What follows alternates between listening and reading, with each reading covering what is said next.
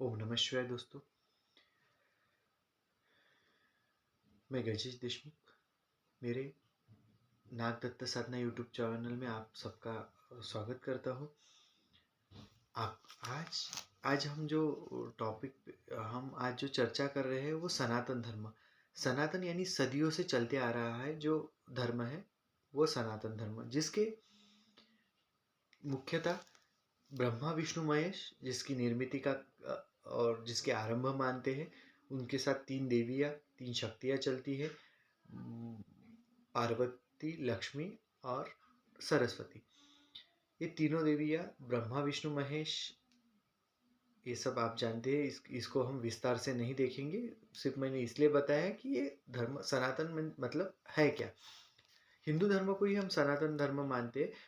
उसकी ये तीनों देवियाँ और तीनों देव होने के बाद अलग अलग सबके देवता है।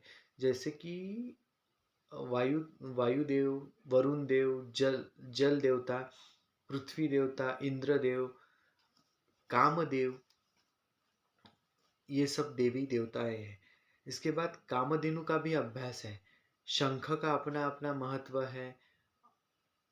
समुद्र मंथन की बात की जाए तो समुद्र मंथन से हमें जो रत्न मिले हैं उसका एक अपना अपना अभ्यास है। ये सब बातें हैं। उसके 4 वेद और 18 उपनिषद हम देखते हैं। जो 4 वेदों की बात की तो चार वेदों में एक आयुर्वेद आता है। हम बाकी विस्तार से देख नहीं सकते क्योंकि वीडियो बहुत बढ़ जाएंगी। हम जो इसमें है और जो आपके काम का है, जो आप समझ सकते हो, वो समझ हम आज यहाँ पे बात करेंगे। तो आयुर्वेद एक धर्म है, धर्म ग्रंथ है, वेद। और ये आयुर्वेद में के अभ्यास से सब आगे चला है। दूसरी बात है कि ये सब देवी देवता है। ये जो ऋषि मुनि है, इन्होंने ये वेदों का ही अभ्यास किया और ये वेदों द्वारा ही ये सब इनकी रचना है। आज हम जो देख रहे हैं, साइंस है, ये उनकी तब की ही साधना है। और जो आज हमारे पास वो है। आज हम मानते नहीं और समझते नहीं। हम पाश्चात्य देशों का अनुकरण करके, पाश्चात्य लोगों को समझ के हम मानते हैं बहुत सारी चीज़ें। ये हम आज मान रहे हैं कि नहीं, उनकी देन है। लेकिन आप सब लोगों को अभी तक ये पता नहीं है कि सर्जरी, जो ऑपरेशन है, वो आयुर्वेद की देन है। प्लास्टिक सर्जरी, जो चेहरे की सर्जरी है, वो हमारे आयुर्वेद की देन है। अगर आप सविस्तर अंदर जाके देखेंगे तो आपको पता चलेगा कि हमारी देन है, आयुर्वेद हमारी देन है। और बाद में एलोपैथी है, पहले हमारी आयुर्वेदा है। और आयुर्वेदा चिकित्सा एक अपने आप में बहुत बड़ी है। मानसिक स्वास्थ्य अपने आप में एक बड़ा स्वास्थ्य है। जो मेंटल हेल्थ के नाम से आज इतने सारे अस्पताल है और लोगों का मानसिक स्वास्थ्य जो खराब हो चुका है, वो हमारे सनातन धर्म में उसका अभ्यास कईयों साल पहले किया हुआ है हमारे ऋषि मुनियों ने। उसके साथ साथ हम देखें तो हमारे यहाँ यज्ञ, होम, हवन, ये सब बातें भी होती है। हमारा कामधेनु जो समुद्र मंथन से निकली है और जिनकी गौ माता के रूप में आज भी पूजा होती है, वो गौ माता हमारे लिए पूजनीय है। उसका गोमूत्र, उसका उसका मल मूत्र सब हमें काम का है।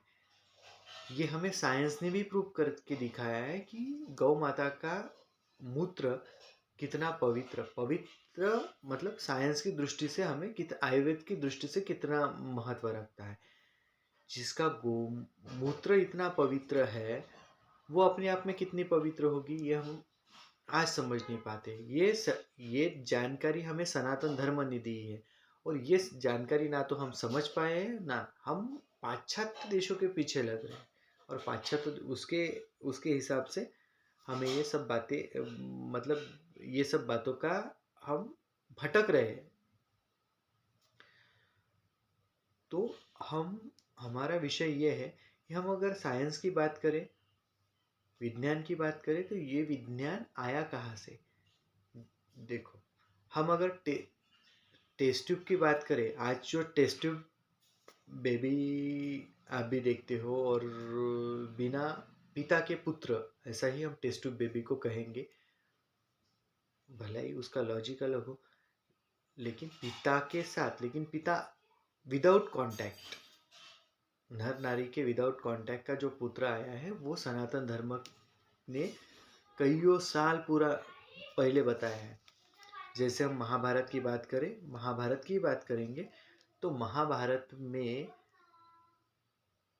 द्वापर युग में ये सब प्रथाएं चली। कुंती के पुत्र है, द्रौपदी के पुत्र, गांधारी के पुत्र है, ये सब कैसे आए?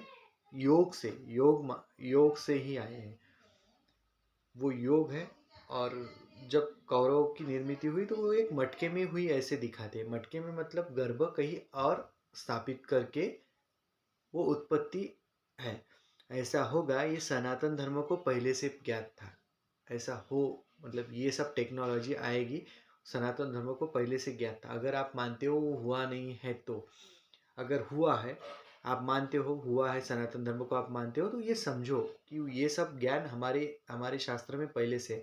पुष्पक विमान हमारे शास्त्र में पहले से है।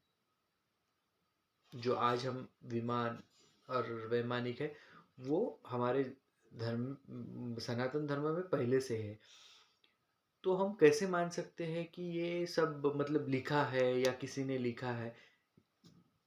एक एक चीज़ का अगर आप अभ्यास करते हो तो आपको ये समझेगा कि सनातन धर्म में एक एक बात सही से लिखी है। कोई अगर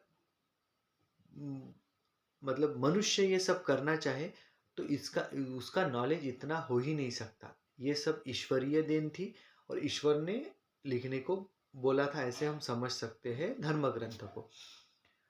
तो ये बात रही, ये टेक्नोलॉजी, और ये टेक्नोलॉजी की दीवार चली, पुष्पक विमान लेके आया, ग्रंथ लिखे गए, बहुत सारा आयुर्वेद आया, यहाँ तक सूर्य को निगला गया।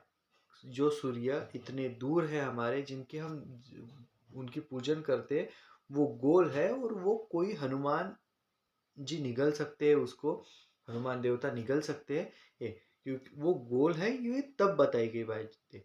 सूरज गोल है, पृथ्वी गोल है, पृथ्वी से सूरज का अंतर कितना है, ये बातें आपको हनुमान चालीसा में और हनुमान जी की इसमें आपको देखने को मिलती है। ये हनुमान चालीसा तब लिखी गई, ये मंत्र तब लिखे गए। हमारा साइंस आज कहता है कि गायत्री मंत्र साइंस में ये है, जिसके गायत्री मंत्र का जाप अगर कोई करता है तो जिसका blood pressure, kidney functioning, blood circulation, mental trace, ये सब बातें नहीं होती। एक गायत्री मंत्र, एक छोटा सा मंत्र जिसको आप लोग समझते हो, जो सनातन धर्म के विरोधी है वो समझते हैं, तो वो मंत्र से इतनी सारी ऊर्जा हमें मिल सकती है। तो आप सना एक मंत्र से अगर इतनी ऊर्जा मिल सकती है, तो अगर सनातन धर्म पूरा अगर हम फॉलो करें तो हमें कितनी ऊर्जा मिलेगी और हम क्या क्या कर पाएंगे, ये आपको समझने की बात है दोस्तों। उसका सनातन धर्म का और एक ये है हवन। ऋषि मुनियों द्वारा हवन का एक अपना अपना महत्व बताया है। हवन सदियों पुराना चलते आ रहा है, जो सनातन धर्म की देन है, और उसको साइंस ने आज कोरोना काल में आपने देखा होगा कि हवन को प्रूफ किया है कि हवन कितना अच्छा है साइंटिफिकली। लेकिन हम ये बातें समझ ही नहीं रहे, हम सनातन धर्म को समझना ही नहीं चाहते। हम बस इतना चाहते हैं कि पाश्चात्य देशों का अनुकरण करें और सब चलता रहे। अब बात रही भगवान है या नहीं।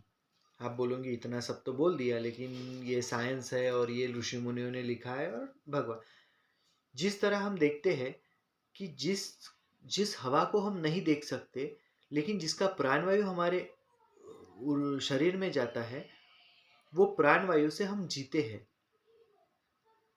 और वो हवा हम नहीं देख सकते, वो प्राणवायु हम नहीं देख सकते। हमारे आजू बाजू में इर्द गिर्द में हवा चलती रहती है, उसमें सब हवा है, लेकिन हमारा शरीर वही लेता है जिसकी हमें ज़रूरत है, उसको कहते हैं आप प्राणवायु, प्राण बचाने वाला वायु। ये सब रचना ये कोई इंसान कर सकता है? ये तो भगवान की ही देन है, जिसने ये शरीर बनाया। वो पंच महाभूतों से बना शरीर है, जिसको पंच महाभूतों से बना है। अग्नि, वायु, तेज, ये सब आप देखते हैं। जिसका शरीर खराब होता है उसका कुछ नहीं रहता है। अगर उसका एक तत्व भी खराब होता है तो उसका शरीर पूरा खराब होते जाता है, वो आदमी बीमार होता है।